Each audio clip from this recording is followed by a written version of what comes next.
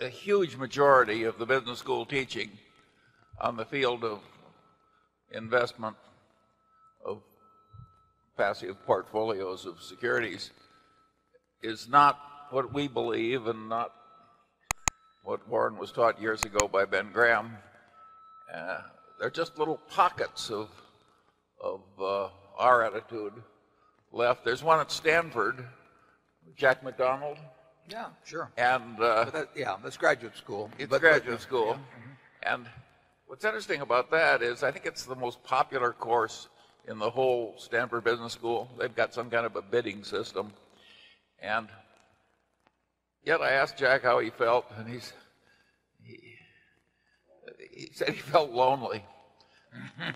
He's got the most popular course, but in the whole professoriate dealing with investment matters, the Jack McDonalds are a little clan of their own in a side pocket, so to speak.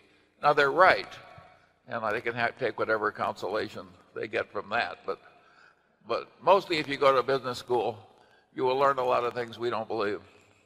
Yeah, Jack, Bob Kirby comes in and works with Jack sometimes too, and you couldn't. And Bob has got a terrific mind in terms of investment. So that, I mean, there's no question about that.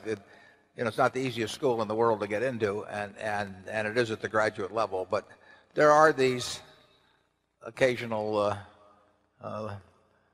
little anomalies, as they would say, in the teaching world.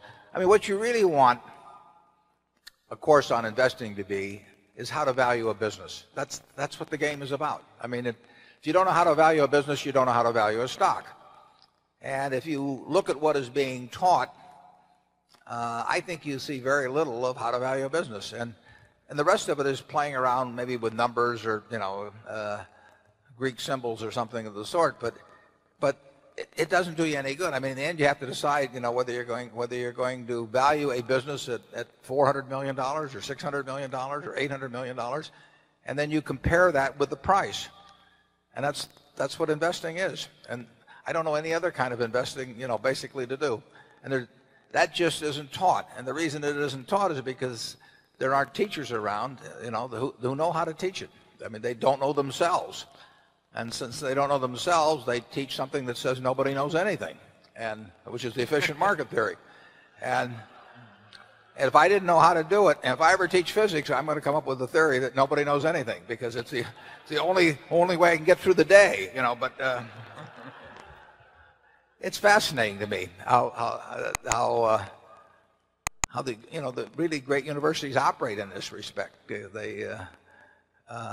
If you get a sacred writ, I mean, you get in the finance department because you sign on, to whatever the present group thinks. And if they think the world is flat, you better think the world is flat too. And your students better answer that the world's flat when they get on exams.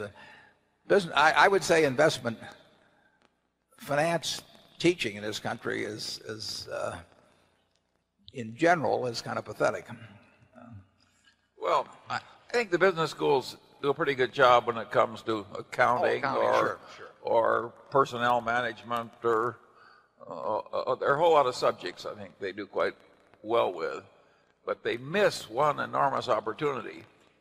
If you learn to think intelligently about how to invest successfully in businesses, you'll become a much better business manager than you will if you aren't good at understanding what's required for successful investment.